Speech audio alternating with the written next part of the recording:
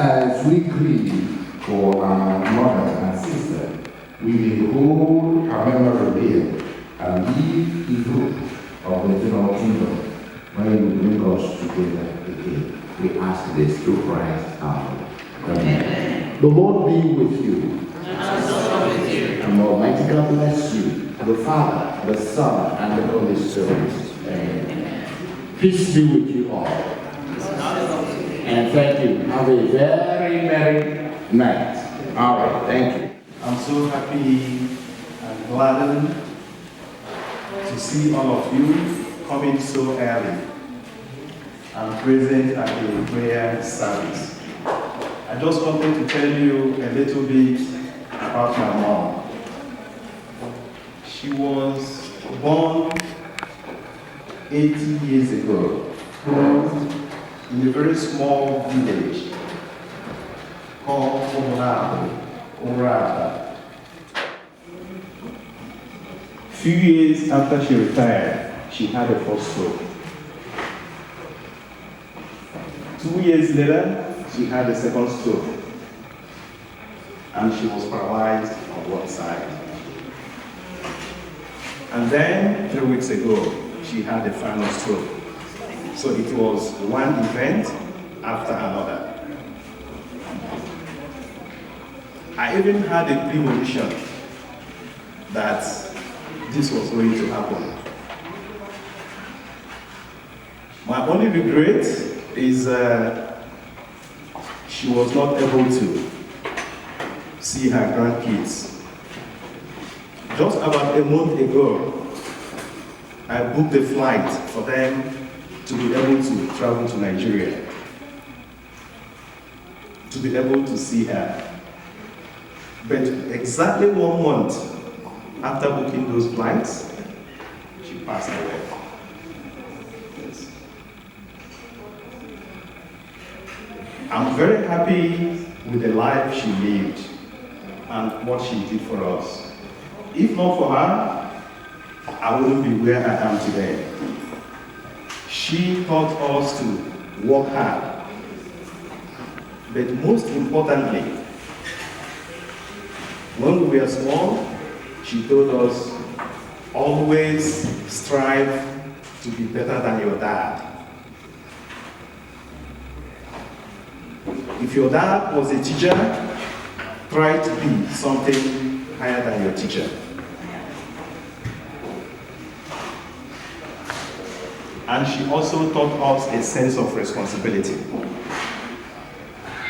She is down to earth, very humble.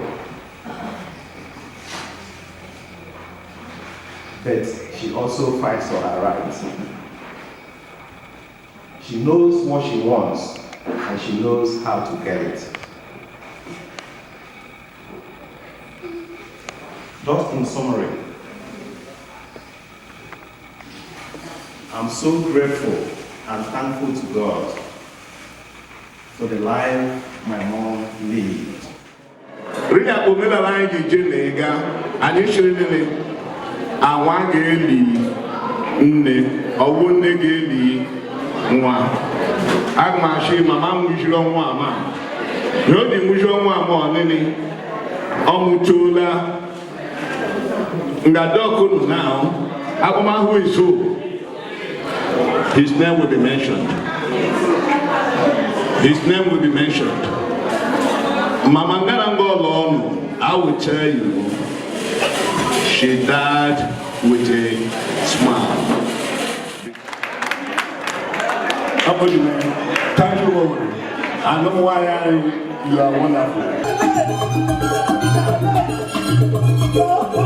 Thank you.